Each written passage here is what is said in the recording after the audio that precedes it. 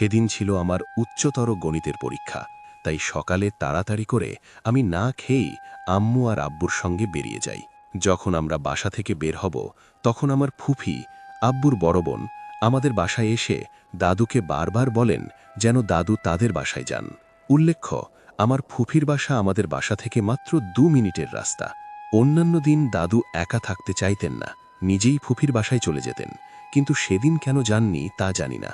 আমার পরীক্ষা 3 ঘন্টার, সকাল 10টা থেকে দুপুর 1টা। বাসায় ফিরতে ফিরতে 1:15 বেজে যায়। বাসায় এসে আমি দরজার বাইরে থেকে দাদুকে ডাকতে থাকি, কিন্তু ভেতর থেকে অদ্ভুত শব্দ শুনতে পাই। দাদু বলছিলেন, কেডা রে, কে কে আইসোস, আমারে বাঁচা, আমি মইরা যাইতেছি। এমন কথা শুনে আমার মনের ভেতর কেমন যেন লাগলো। কি করব কিছুই বুঝতে পারছিলাম না। ভয় কাজ করছিল, কারণ দাদুর কণ্ঠ শুনেই বুঝতে পারছিলাম খারাপ কিছু হয়েছে। দাদু যে রুমে ছিলেন সেই রুমের জানালা দিয়ে গেলে রুমের ভেতরে কি হয়েছে তা দেখতে পারতাম, কিন্তু সত্যি বলতে আমার ভেতরে প্রচণ্ড ভয় কাজ করছিল। দাদুর এমন অদ্ভুত কথা আর গলার স্বর একটু অন্য রকম ছিল। আমি সঙ্গে সঙ্গে পাশের বাসার আন্টিকে বলি তার ফোনটা একটু দিতে। আমি আম্মুকে ফোন করে সব বলি। এসব বলতে গিয়ে টেনশনে আমার শরীর কাঁপছিল।